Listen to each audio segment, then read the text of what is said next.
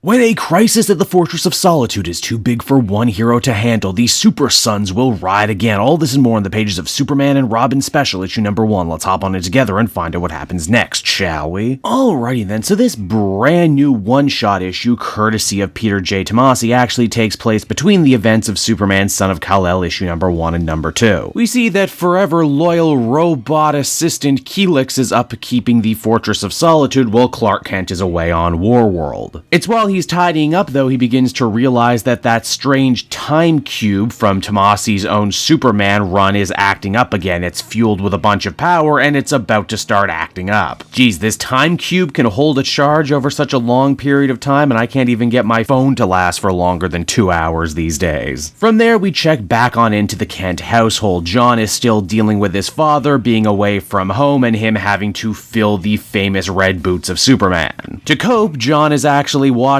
old cartoons and eating cereal for breakfast, and I mean, hey, come on, we can all relate to this, right? Over the last 2 years especially, the nice warm blanket of nostalgia goes a long way. Jon and Lois actually end up having a very nice, almost kind of meta discussion about all the time that they've lost together as a family. She forgets sometimes that Jon is still essentially a little kid at heart, just one who got accelerated in the aging process and basically had 8 years stolen out from under him, 8 years of memories and fun times he could have had with his family, but now he can't because he's got to be a responsible adult. Yes, the whole world really is on the shoulders of the brand new Superman, and it doesn't stop there. Lois has to leave to chase down an important story, and when Jon goes to the fridge looking for more milk, he realizes that Damian has already broken in and is waiting for him because, well, that's just kind of the fun friendship they have. Damian has come to Jon to get the Super Sons back together for one more adventure once he intercepted a distress call from the Fortress of Solitude. How did Damian know this when Jon didn't? Well, you know, Bruce always spied on Clark and they were best friends, and Damian is best friends with Jon, so really spying on him and his family is just the friendly thing to do, isn't it? Oh, Damian, will you ever learn about boundaries? Hey, you know what, so long as you don't open another prison gulag to keep villains in, I'll call this one even. Superman and Robin get ready to fly into action, and I really do mean fly. Damian brought with him the old Hellbat armor so he could make the trip to the Arctic without Jon needing to carry him or give him a piggyback. Jon is quick to note that the Hellbat armor is no doubt stolen from Batman, but hey, you know what? Damian and his dad aren't exactly speaking to each other right now, so I'm sure it's fine. In fact, in a nice bit of continuity on their way to the fortress, Jon and Damian end up swapping stories about what's going on in their own books right now. Robin says he has a very important fighting tournament coming up, and Jon talks about how much he truly misses his father since he's went away to space. Actually, there's a nice little bit of grass is always greener going on. Yeah, sure, Damian is mad at his dad and not talking to him, but at least he could if he wanted to. Batman is still on Earth. And Jon certainly never thought a day would come where he ended up being jealous of Batman's relationship to his kids, but hey, here we are. By the time the Super Sons make it to the Fortress of Solitude, the whole place has been trashed. Whatever came out of that time cube really did a number on this place. Jon also takes this opportunity to get Damian and by the reader up to speed on everything that's happened with the time cube in case they may have forgotten. You may recall during Tomasi's time writing the main Superman book, Jon and Clark had gone on a whole time-traveling adventure to an island filled with dinosaurs, as well as Captain Storm of the World War II comic team The Losers. The cube was also a major factor in the Adventures of the Super Son book, where apparently the cube came to life and was sentient. It's right around here I'm reminded that I never actually finished that book. It doesn't take Superman and Robin long to find the culprit of all this damage, a horrifying bat creature, and of course it's a bat creature that came through a portal created by the cube. Jon, being the empathetic sort, knows this thing is scared, not in its element, and that they can probably talk it down, but Damian just has to Damian and wants to use his brand new trank gun on it. This is of course very bad because now they have a rampaging creature causing all sorts of trouble inside the fortress. A problem that only gets much worse once our heroes realize that this creature is getting bigger as time moves on. Surely it's absorbed some sort of temporal energy that's aging it. And once it gets into the wildlife preserve for all the other alien creatures that Superman keeps here, things go from bad to a lot worse. It's only after Damian finally does exhaust his trank gun do they begin to realize why this thing may have been so agitated, and that is because whatever sort of strange alien creature this is, it reproduces asexually. actually meaning it's pregnant. Which of course puts a real ticking clock on our heroes now. They need to save this thing and send it home before it ends up becoming a parent, and a grandparent, and a great-grandparent, and etc, etc. And just when you think things can't get any more complicated for the reunited Super Sons, they totally do. The cube opens up once more, and this time a bunch of Nazi soldiers spill out from the dinosaur island. Robin and Superman decide to make a game of taking down these guys, both donning their cool robot suits and seeing how many they can beat back into the portal before it's all said and done. And really, that seems to be the overall moral of this issue. Sometimes you gotta be an adult and be serious, but never lose that youth in your heart, the kind of youth that knows that beating up Nazis in a giant robot suit is frickin' awesome regardless. So yeah, the bad guys are handedly defeated, and Jon and Damian are able to help the bat creature and its newborn child make their way back to their own universe. The day is saved, and as everything comes to a close, Superman and Robin reaffirm their great friendship with one another, saying that no matter what happens in their lives, no matter where the world might take them, or editorial for that matter, once a Super Son, always a Super Son, and if either of them are ever in need, the other one will certainly come a-runnin'. And so that was Superman Robin Special Issue number 1, everybody. A nice, fun, brief little romp of an adventure courtesy of Peter Tomasi. It didn't really blow my mind or change my world because, hey, it was just a short little fun story. It wasn't trying to be anything particularly special, though maybe if it sells well, this may end up becoming an ongoing series. In fact, a lot of this story seems to be Tomasi saying, hey, there's still a lot of mileage in the Super Sons concept, even if Robin is off doing his own thing now, and even if Jon is Superman, their characters just work so well together. Also, and maybe this is getting into a little conspiracy theory territory here, but isn't it interesting that we're reintroduced to the Time Cube, an item that is shown to be able to add years to a creature's timeline in the blink of an eye? Assumedly, it could work the other way, right, and actually remove years from a person's life. Say, oh, I don't know, maybe 8 years if the fans really wanted it. Overall, I think I'd feel comfortable giving this one a 7.5 out of 10. I had a nice time reading it.